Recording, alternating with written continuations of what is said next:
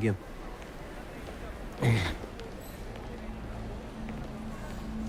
Nadiskrasya ka?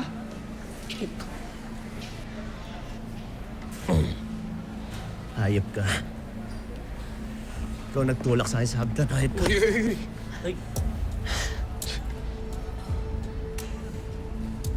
Kalma ka lang, bro.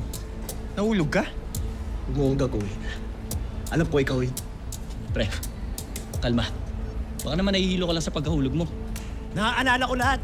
Ikaw yun! Bro, baka may tama na yung mata mo. Kaka-computer mo yan eh. Malino na malino pa yung mata ko. Kasing lino ng panloloko mo sa asawa mo. Gago ka talaga eh, ha? Ha? Di ka pa nadadal. Ano? Anak! Martin, ano ba? Ano nangyari sa'yo? Tinula ko sa hagdan ng magaling mo asawa. Hoy, wag mo akong pagbintangan ha. Wala kang ebidensya. May ebidensya ka ba? Saan ba nangyari sa'yo, ha? Tama na! Nagsali ka na nga.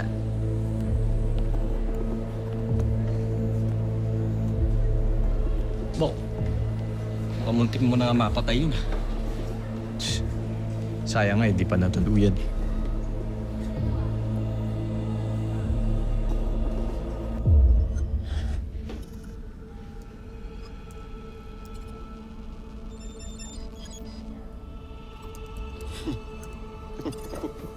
Oh.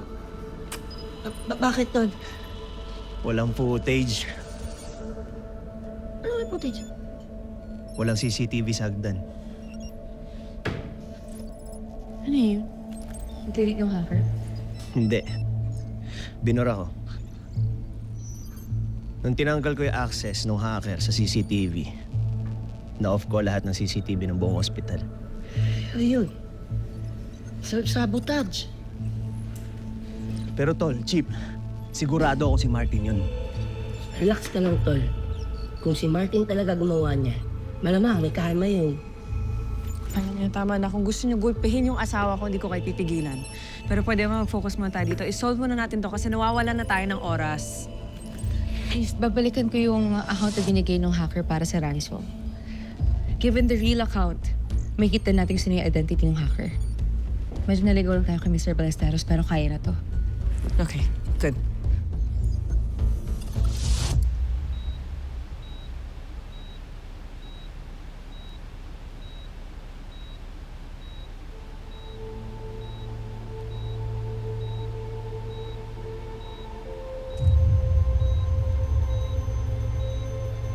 Sorry, Mama Eddie.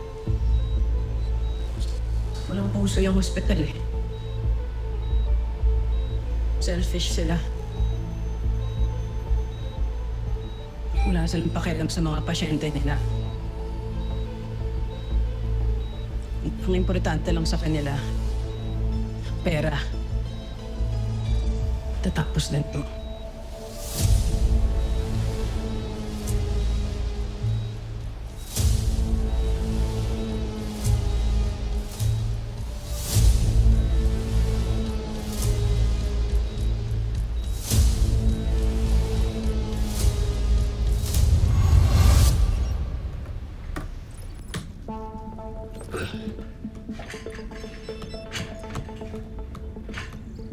Grabe. Ang hirap niyo pala talagang kalaban, no? Ang hirap niyo pagtaguan, eh. Kaya mas maganda pa rin talaga yung cash transactions. Mahirap i-retrieve at mahirap din i-trace.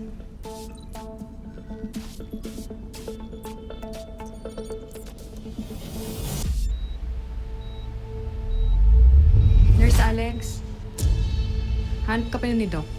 Sige, sunod ako.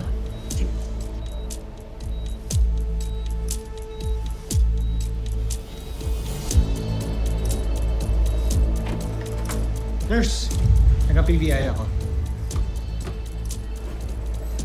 May nabanggit ka sa akin yung tungkol sa mga hacker. Hoy! Bumalik ito!